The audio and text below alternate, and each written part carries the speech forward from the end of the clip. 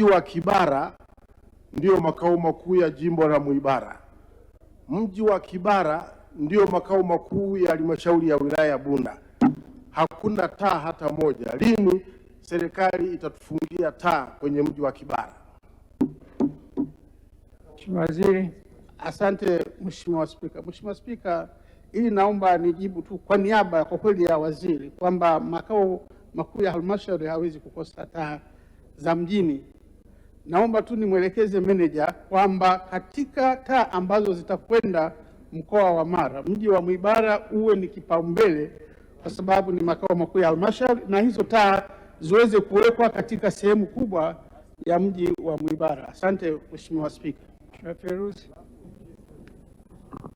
Asante Mheshimiwa Spika kwa kunipa nafasi nami niulize swali la nyongeza. Mheshimiwa Waziri, barabara inayotoka Kibada kwenda Kongoe ambayo ni njia panda ya kuelekea Mkuranga na njia panda kuelekea Mbagala, barabara ile haina taa na ina msongamano wa magari kwa sababu watu wengi kutumia njia ile wanapopitia darajani. Je, ni upi mpango wa serikali kuweka taa katika barabara ile?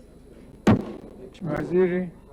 Asante Mheshimiwa Spika. Mheshimiwa Spika, kwanza hiyo barabara ipo kwenye ujenzi sasa hivi, na kwa sasa barabara zote ambazo tunazijenga mijini tunahakikisha kwamba zinawekwa taa, na nikuhakikishie Mheshimiwa Mbunge, ujenzi huo utaambatana na uwekaji wa taa za barabarani ikiwa ni pamoja na zile za kupishanisha magari.